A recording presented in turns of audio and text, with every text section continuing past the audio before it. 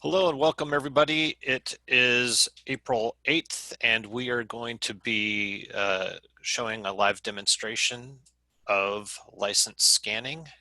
And with that said, Olivier, take it away. Thanks, Todd. So today we're going back to demonstrate Maven because the first demo we did was using vendor dependencies. So we kind of put all the dependencies within the project itself, which is not the usual way of doing this, but this was a way to demonstrate the other steps of license compliance. But now that we have set up some local registries for the different technologies, we can demonstrate with a more realistic environment how this works. So the script for license compliance has been updated to have those common steps being shared between all the languages, and then adding additional steps to validate each of the specific language and package manager. And we might have to get to subdivide even more for some of them because Python world is crazy and there are tons of different ways to set up your dependencies, and this impacts the way we are configuring the project and the tool that we are leveraging here. So I don't think, unless you want to, it is necessary to go back to setup and prove again, because this was a 5 the first time. This got down to a 4 last week because we were introducing a local mirror. So it means that we had to open the AGAP instance egress traffic to be able to reach that local registry.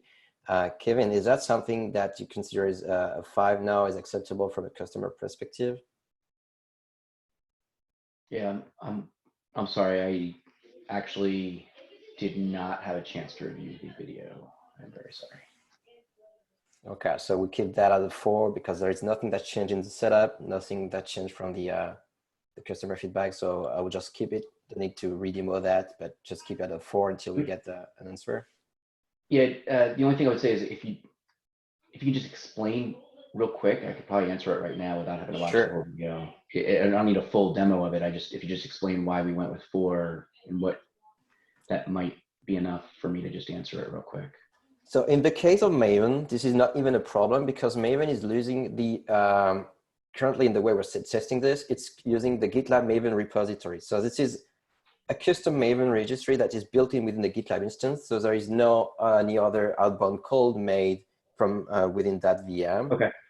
But in the case of, but this could be an external tool that we set up on an external VM that could be reached by the GitLab AGAP instance. This is exactly what has been done for Python, for example, by using a custom PyP server that is hosted on a different VM on different host, and which is still on the same internal network. So we have authorized the AGAP instance to make outbound calls to that specific instances so that it can download the dependencies.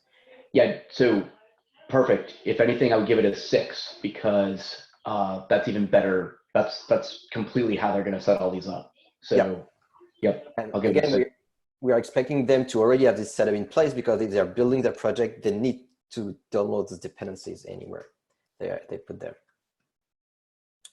So to be clear, 5 is fine. Sorry. Cool. Second step.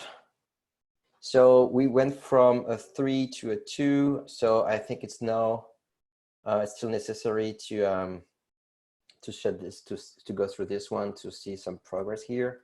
So back to step 2, which is about showing up to set up and configuring this. The offline documentation for license compliance is still ongoing. It's not publicly available right now. So we have 2 open merge requests to explain this further.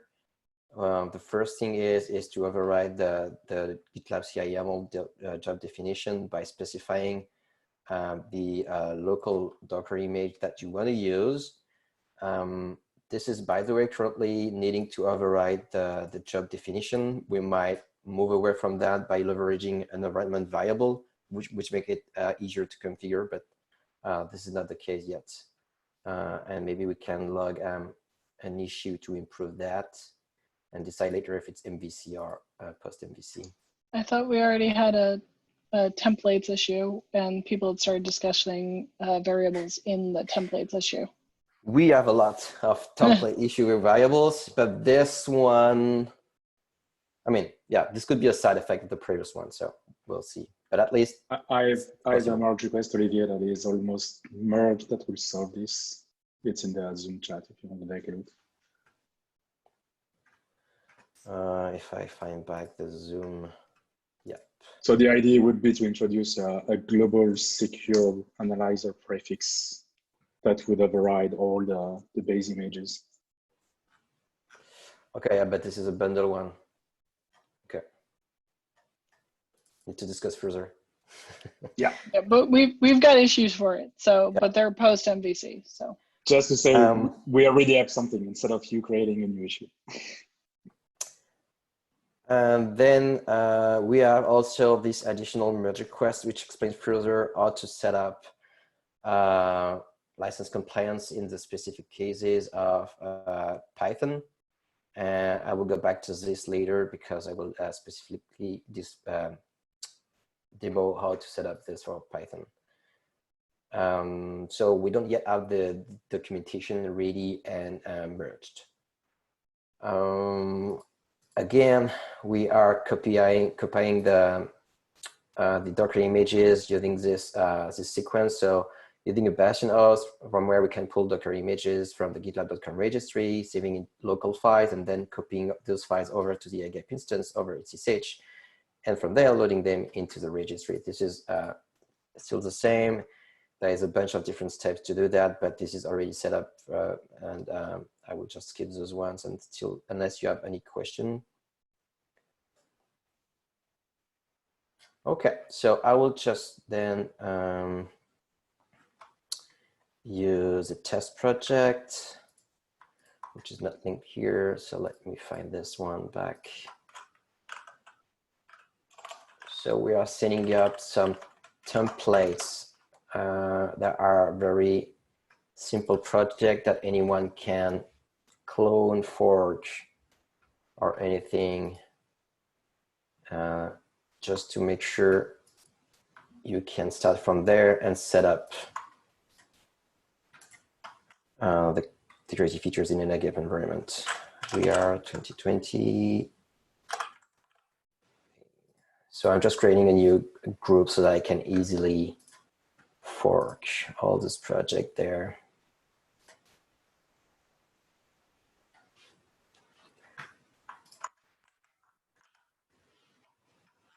And this is just some housekeeping to avoid later issues. This is a little workaround because, oops, sorry, this is a little workaround because we have some issues with the import features in this AGAP instance that we didn't have time to investigate further.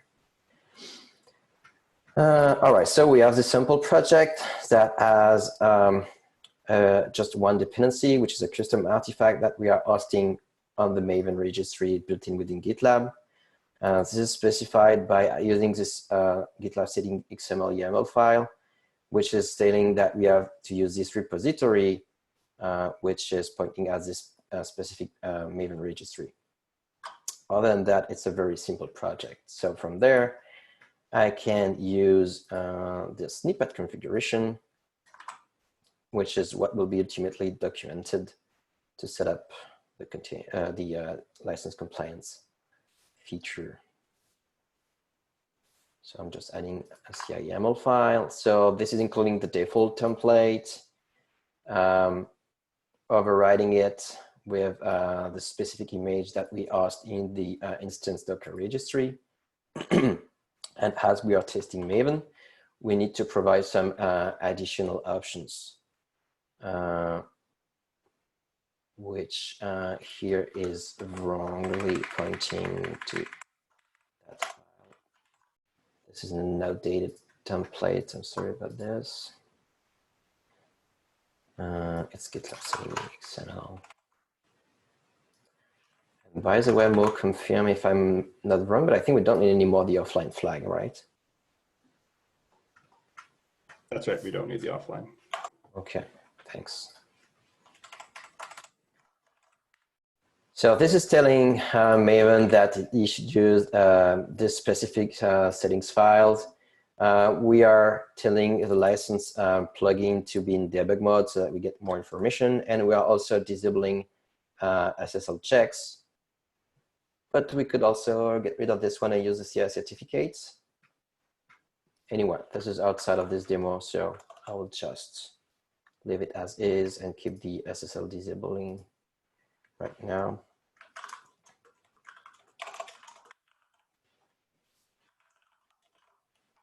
And I'm also adding the check airgap job that you already know, which is testing you cannot reach out to the gitlab.com Docker registry.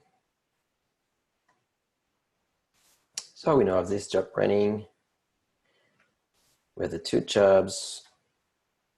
And let me quickly check that we are not running out of memory, which is an ongoing issue with that VM.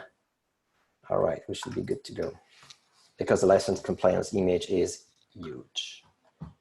So every time we're spinning new runners and running some jobs, it's eating a lot of space. Okay, so this might take a while, just going through this.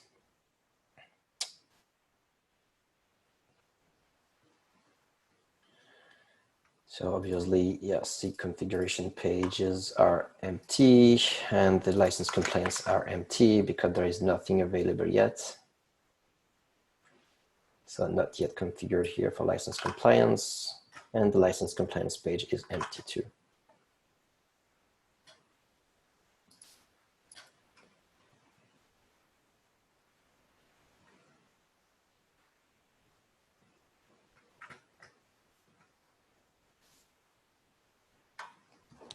And now we have to wait.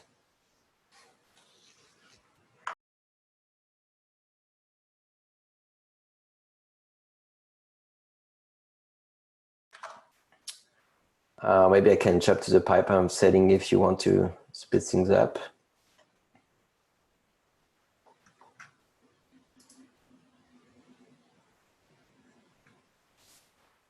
Okay, I've seen one thumbs up. Please vocalize because it's hard for me to see everyone in the demo. So similarly, we have these additional steps for using the Python. So I will use the pipe one by taking this template here, which is a simple Python project using pipefile and pipefile.lock. This is set up to use a custom registry by specifying the source here and disabling SSL check too. I can fork this one into this test group for the demo. Again, removing the fork relationship.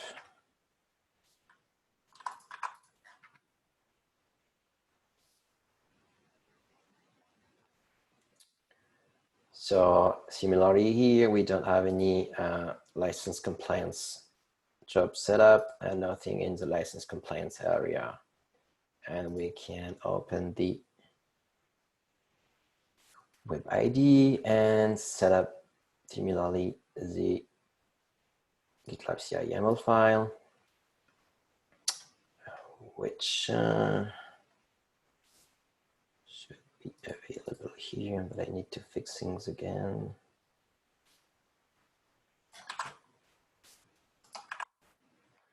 Still including the default template, overriding the image. We don't need anything for Java. And we're good to go.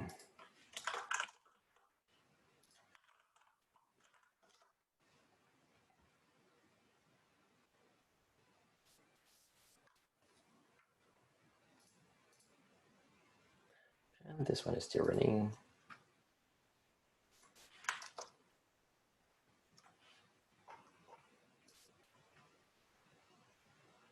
So we should have here the same jobs, license scanning and check airgap. We'll go back to this pipeline and at least check the check airgap is successful. So again, this one is trying to reach out to registry.gitlab.com with a wget command and it's failing. So when it's failing, the job is successful.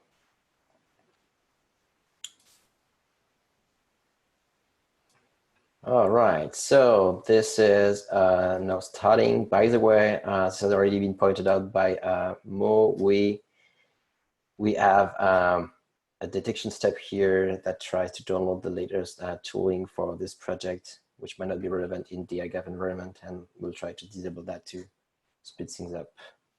So this is now completed, and if I'm looking at the pipeline, I can see in the dependency tab that we have detected a license. So I will go back to step 2. Yep, step 2, I think. We've now got the pipeline running, so we set up and configured. There was a note that we don't have the documentation live yet, so I think based on prior ones, that would mean it's probably a maximum of 3 until we've got the docs. Does anybody have any other concerns?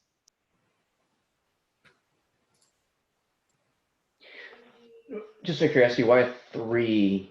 If it's just the docs missing from being merged, I would put that as a 4, but maybe I'm missing something. I mean, basically it's that customers can't because they have nothing to work with. And so we could explain it one-off to them, but there's no documentation, but we could go with 4 if you want. We were just erring on the side of lower until we had something that someone could look at. I see you're viewing a 4 being like there's a mistake in the docs and a 3 being there's no doc. Yeah. Okay. Either way, honestly, I want to take a consensus on that, but I was just curious.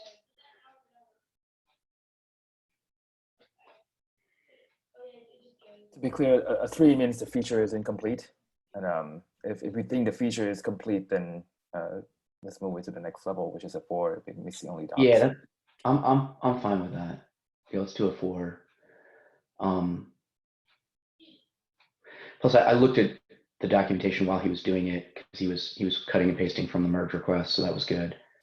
I think the only question I had on the documentation was, is there going to be a section in the doc that spells out the specifics? Like it looks like there's going to be that general section with the image and the override, and then there might be a specific section for different scanners where an additional override might be needed. Is that? Yeah. Yeah, Yeah, for right now, that's going to have to be the way we got to go. No, I think that's totally yeah. fine. I think that's the right way to do it. I just meant, I just want to make sure I understood that that's how it's going to be. So. All right, so we're talking about for 29N, we believe it's a 4. Is that correct? Yep. Okay.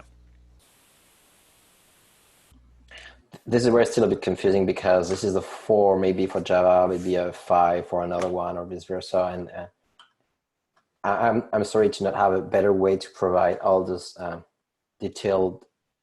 I think it's good enough to have this as a summary in the following steps, because at least we are showing the process in a generic way. But if we highlight some missing bits just for specific languages, we can put them there.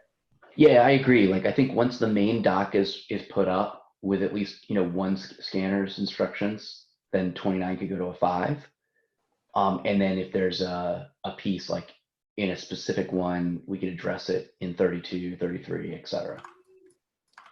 Okay, agree with that.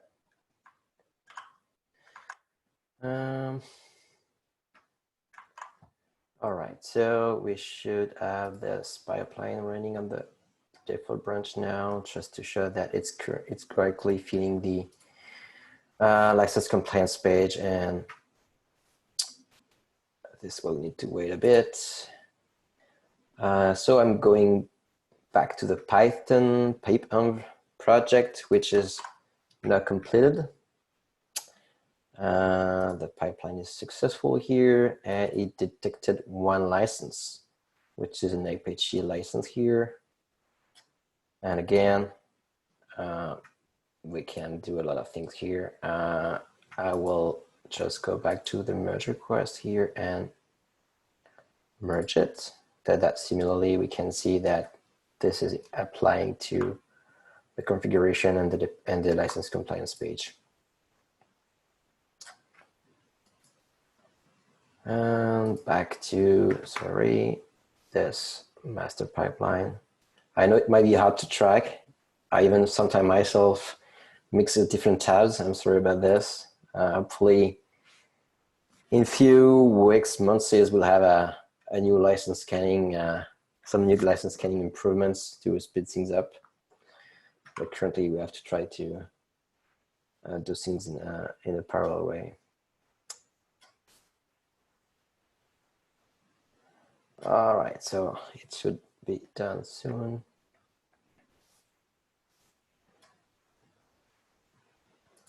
Sorry, closing all those tabs, that doesn't help.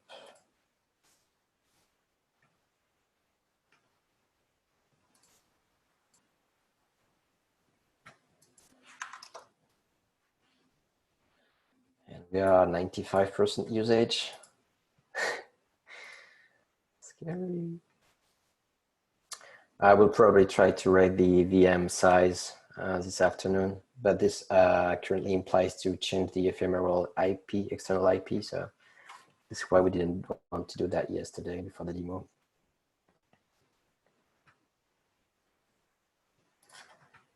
So this is now successful, the master branch for Java Maven. So we still have the pipeline view here. As you can see, it detected the license successfully. So we should now see that the license compliance page is showing this license for this component. Can you show the group level too? I don't know if it's, I just wanted to see it, the group, right? Because now it'll come master, it should be in the one level up, but yeah, that one. We don't have the compliance vision of, I mean, the group level of license compliance doesn't show the list of detected licenses. Oh, okay, my bad, sorry. Yeah, this is a bit confusing because this is where we have an overlap between the security features and the compliance features. So the compliance group has already moved forward on adding some other compliance features at the group level.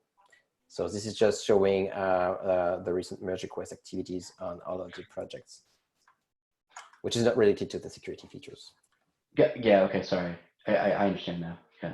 And again, we still have this bug on the configuration page. You can see that it's showing that it's not yet configured. This is a non-issue that we already pointed out and has already been fixed into 12.9, but this instance is using 12.8. This is why this is not fixed yet, because the detection logic is based on the previous name and not the new one, which has been renamed from license management to license scanning.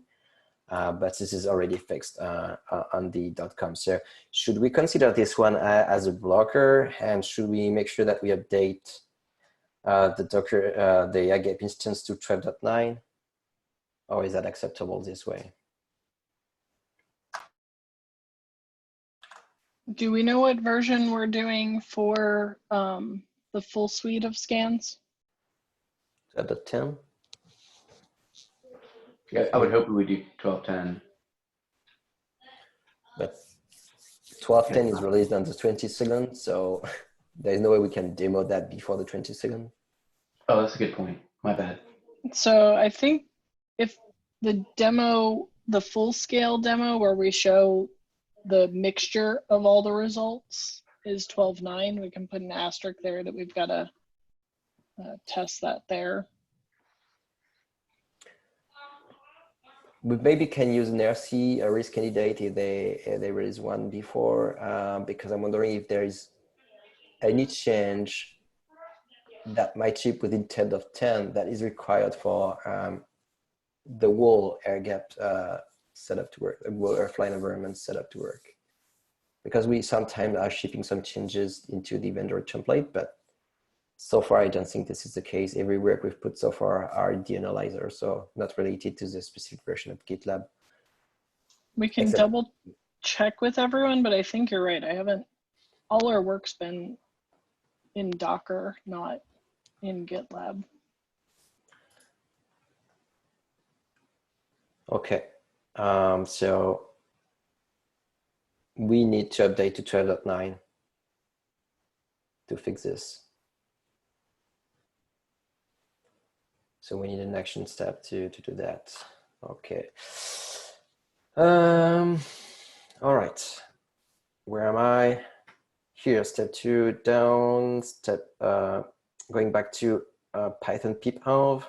So this is now passed on master branch. So I can go back to the license compliance page, and I now see the Apache license 2 here for the request dependency. Now going back to step 3, which is show added code, submit a merge request, and have the pipeline run. So again, in the case of dependency scanning and license compliance, there is no code change that directly impact the dependencies. So we need to add a new dependency or remove a dependency to trigger some changes in the reports. So here, what we can do, I will actually clone that project. And I actually already have it here. So we'll just upgrade. Oh, that's not the correct one.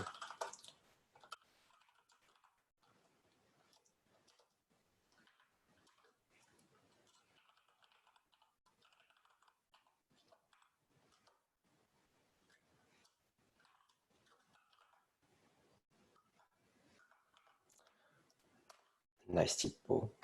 That won't work. No worries. So what I will do here is adding a new dependency, which is this one, which is just commented out here, BND. So I'm adding a new dependency into my pip file manifest, and I will just run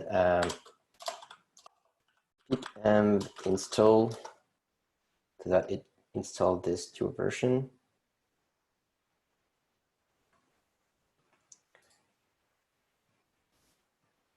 So we now have the log file updated with the additions of this Django dependency that I added, and another one which is a sub-dependency of this one. So I will now commit those 2 changes.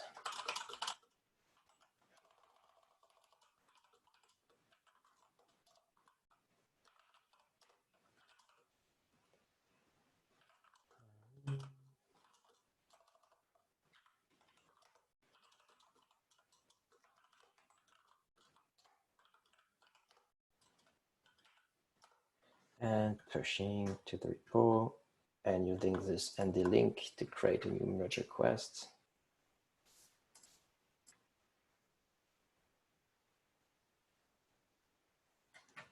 So we have a pipeline running with those changes.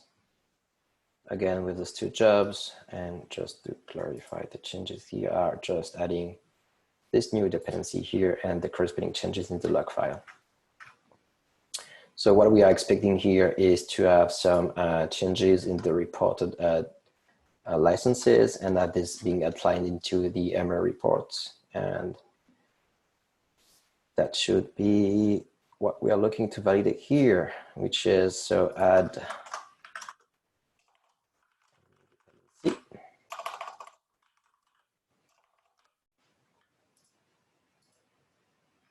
and show pipeline running is good. Yep, license scanning is running. So I think we can grade 3.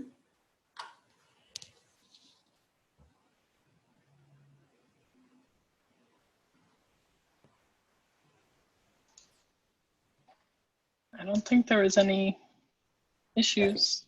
Yeah, I think the comment should be put back into the upper row, the upper cell. Like to me, the detection logic issue is part of the setup and config. Okay. And again, this is not detection for the scanning itself. It's just for the convenient configuration page. I'll add that just so when we look back at it later, we understand. Okay. Thank you, Nicole. So we had a 5 already for Maven. We'll get back to a 3 of Python because we're missing the detailed script. And I was actually following the detailed script. So I think we can now consider this is a 5 again. Are you agreeing with that? Yeah, that makes sense.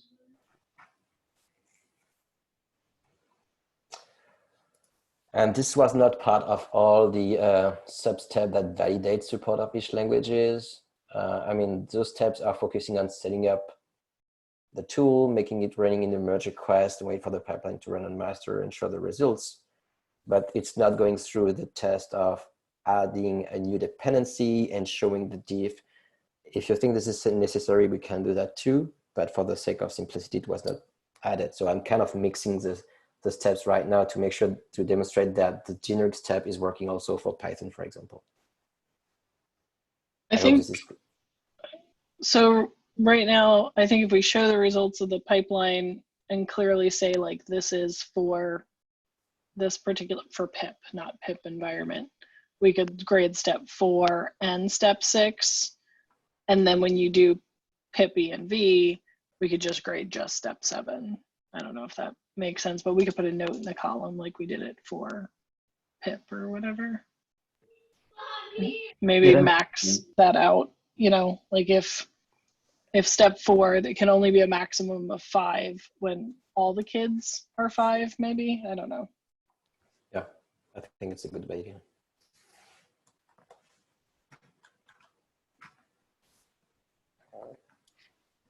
So we're proposing step 4 equals to 5 when 28, 29, and 30 are 5. To recap. Could you repeat the numbers, please? So I just wrote in the notes, this can only be 5 when steps 5, 6, and 7 are 5s. Oh, 5, 6, and 7. Got it. I got the reverse. That sounds reasonable. One thing to call out on number 29, we grade that as a 4 because additionally it was missing just documentation. Since we lumped in needing to demo again with 12.9, should this be a 3 instead? Because 30 is a 5. The concerns got moved over. Yeah, I had stuck them in the wrong. When I hit shift instead of command, so they went into row 30 instead of row 29. So I bumped them up to 29. We can. So the thing is with that, showing not configured, we could bump it down to 3 if we wanted to, but that's working right now. Like we could go to prod. Yeah, it's already working on production. It's just the instance is not up to date. But so yeah, if we want to see that, we can just go look at like .com right now or any, but we could bump it down if we want to. Kevin, what do you think? Are you okay with the 4 here? Sorry, I lost the step 3 or step 4 are we talking about? Or step 2? Step 2, the remark on the version. We could do update to 12.9. The bug that the configuration bug? Yeah. Oh yeah, no, that's completely unrelated to the air gap. I'm fine with it being the only reason that we keep 2 as a 4, step 2 as a 4 is the documentation. So yeah, I have no problem with keeping it a 4. Cool, thank you. All right, so going back to this merge request to add the Django package, I should now have a license compliance report that shows the difference with what we have in the master branch. So it detected 2 new licenses here, and those are coming from the Django package and from the PyTZ. I have no idea how this gets pronounced, but this new package, which is a subdependency of Django. And again, going back to the pipeline page itself, we have the license showing here like that. So to demonstrate show results step, which is step 4, the report for that branch. Again, we can approve or blacklist the license. So I can approve Apache license. I can blacklist the MIT license. I can go back to the merge request and see that those policies are now visible in the report.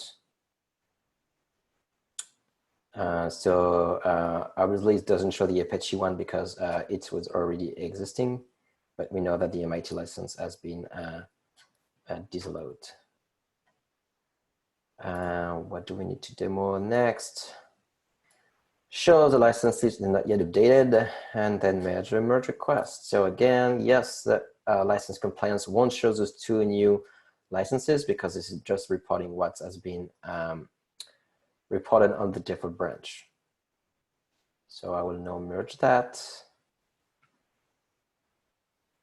And we'll have a pipeline running on the master branch again.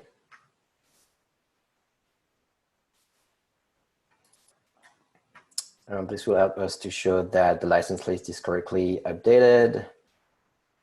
And so I went a bit ahead of the script. So this is also something that can be switched easily between the different places where we are showing the results. All those actions are available in every places we're showing the licenses. So in the script says to do that on the license list, but this can be shown on the pipeline view or the merge request view. We are at par with all the locations where we're showing the licenses.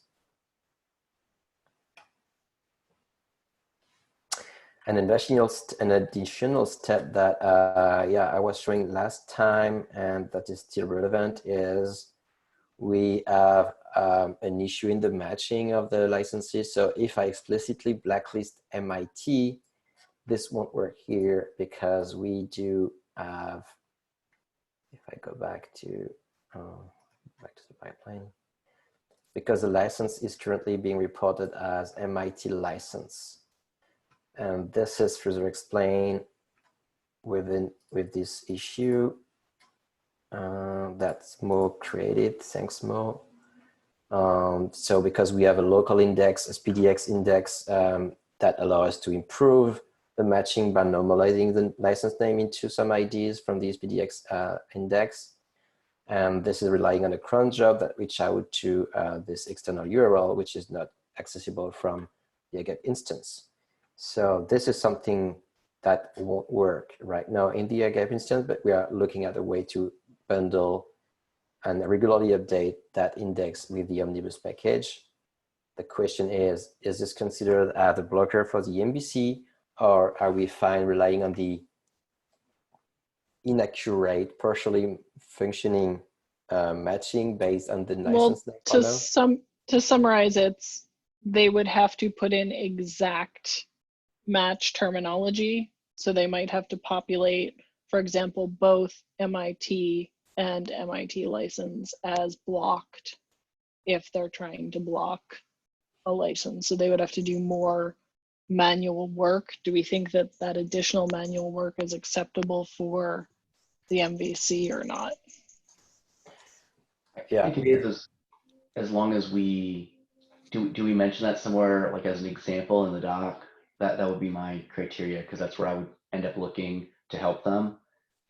So as long as that is incorporated into the doc, like an example like that, doesn't have to be the exact one, I'm totally fine with that being in MVC as is.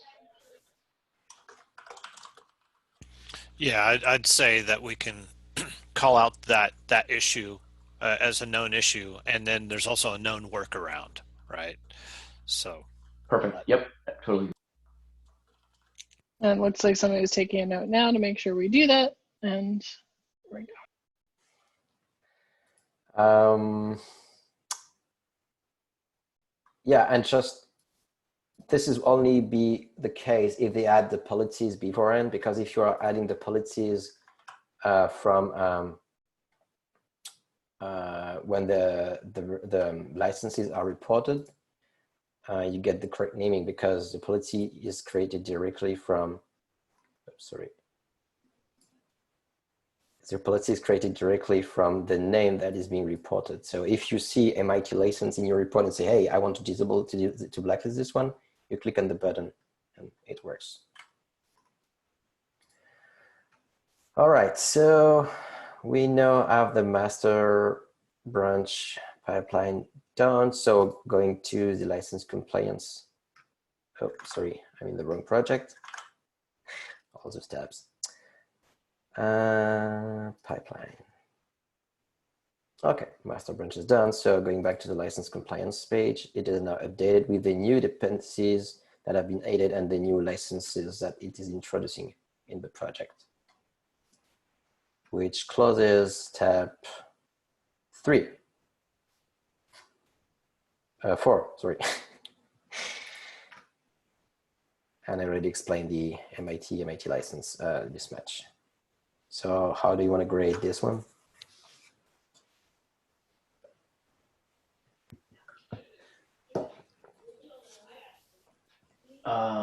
I guess but based on what's listed there, I would say a 4 is what I would say.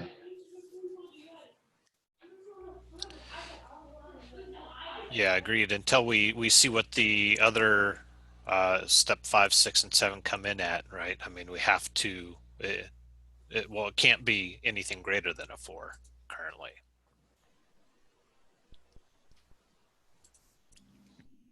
That sounds reasonable. All right, so the only remaining thing is to validate the support of all the different languages. The non-limitation we have right now for Maven, we are 100% good except the documentation. So I would grade that as a 4, if you agree. Concur.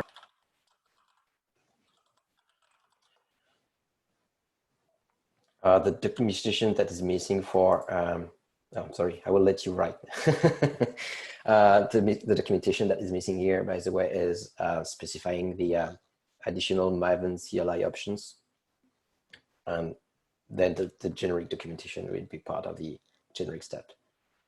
For Python pip, there were no demo today, so probably keep it as a 1. We need to investigate further this one because we've seen recently that there might be 2 different subsets of setting up this. So we might have an additional step coming soon for Python. And for Python pipenv, I've just demonstrated that is working fine. So again, the only limitation here would be the, just let me configure, verify this. Yes, for Python pipenv, we've shown that it's working fine, just need the documentation, similarly as Maven.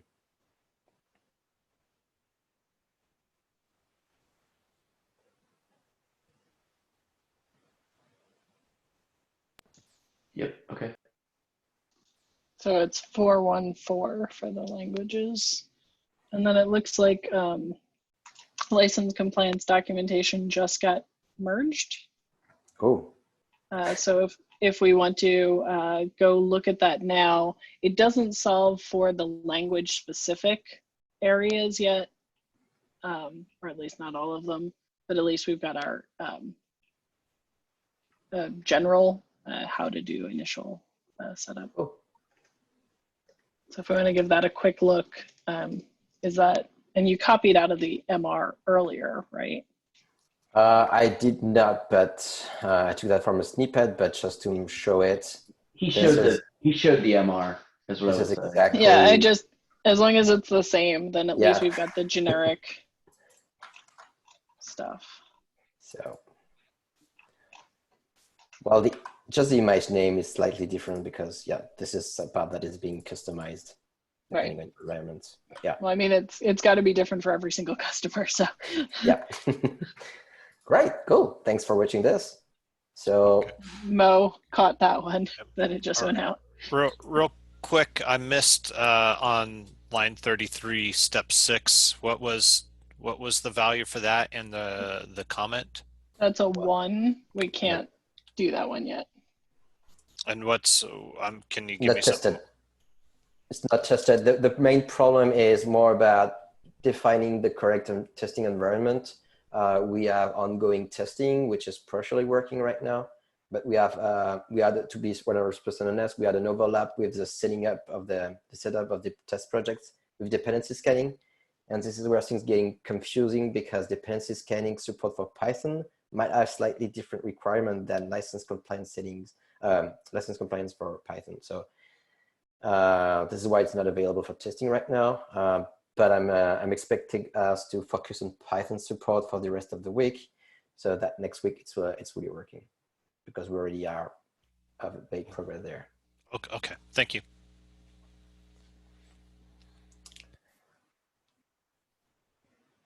So we are going back to step 2. Okay, but we keep it at the 4 because I didn't touch it. Sorry, we keep it at the 4 because we still have this detection issue in the configuration page. But at least we don't have any more of the documentation feedback. Cool. Well. All right. Anything else we need to cover on this? And well done, Olivier, once again. Well done, the team. Thanks, all. All right. Thanks, everyone. I'm going to stop Thanks, Olivier. the recording.